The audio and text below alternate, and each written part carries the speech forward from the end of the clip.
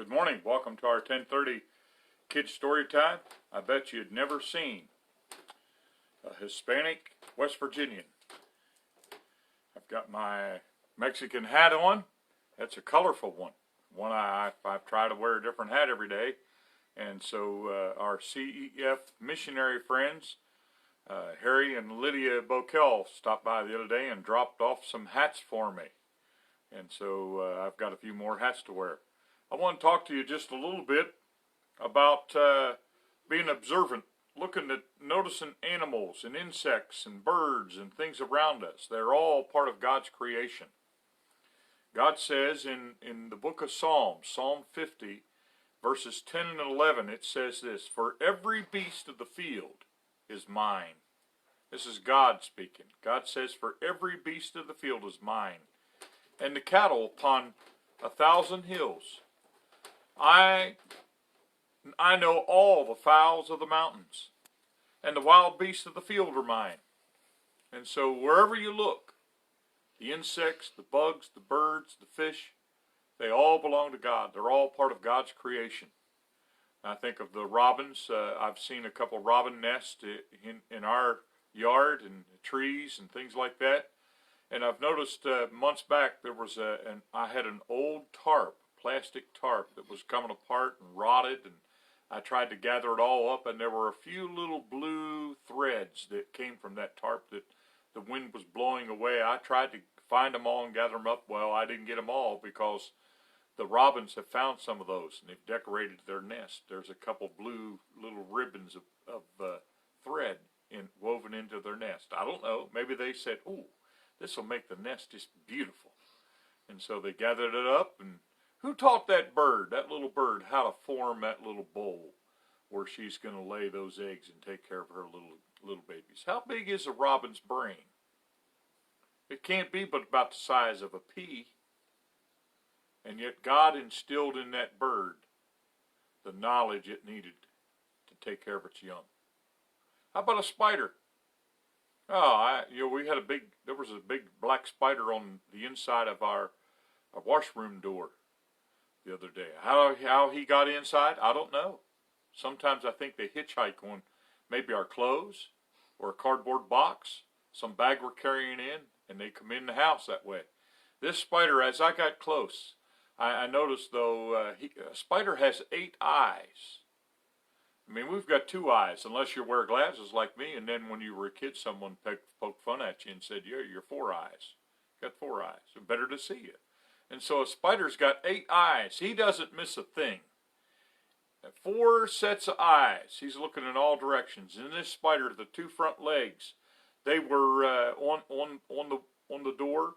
And as I got pretty close to him, those 2 front legs came up in the air. He was like he was ready to attack. He was on alert. And if you don't like spiders, the last thing you want to see is a spider that's close by and he raises them front legs like he's going to jump on you. You're running and screaming the other way. But how big is a spider's brain? Well, I mean, it's smaller than a bird's. So now you're talking about something maybe the size of a pencil eraser or even smaller. You know, I've seen some pretty small spiders. That brain in his head has to be the size of a pinhead. And yet he knows how to build a web. And use that web. He puts that web up where he knows he's going to capture things. Capture flying insects and things like that. He knows how to wrap that insect up. Who taught him how to do all that? God did. How about cows and goats? I noticed yesterday and a couple days ago as we rode through couple cow fields, and it was hot and sunny out, and then those cows and the goats were all laying in the shade of a couple trees. Who gave those cows and those goats enough sense to do that, to get in out of the heat? God did. God did all that. I've seen squirrels gathering nuts and burying nuts in different spots and carrying nuts up into their nest, preparing for cold weather.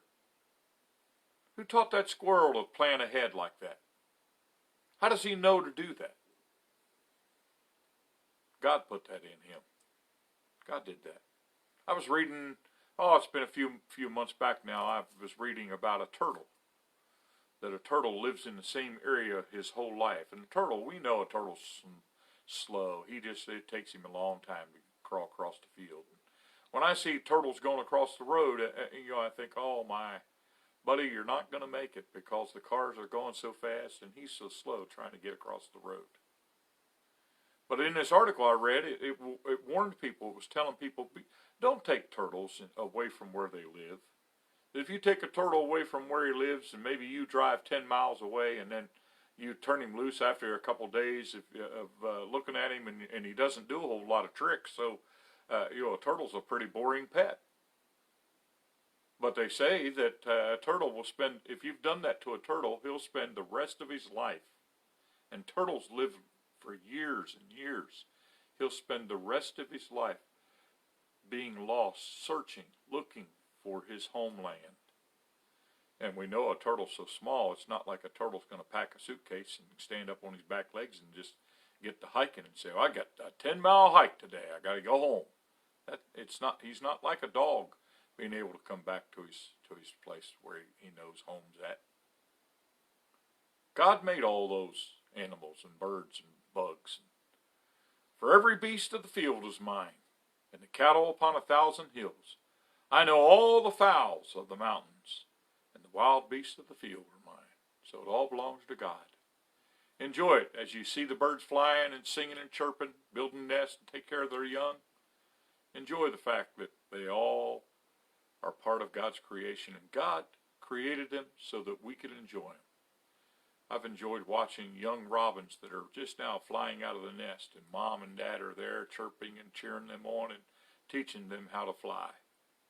I startled one the other day along the side of the house, and that young robin flew up, and he didn't really know how to control his flight pattern, his wings, and he softly flew into the side of the vinyl siding on the house and just fluttered down to the ground. He'll get better. He'll get better.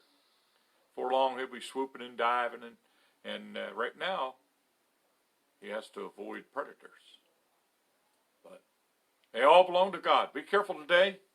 If I were to wear this hat outside, who knows, I might have a bird come and try to build a nest in this hat. So I can't let that happen. Have a good day.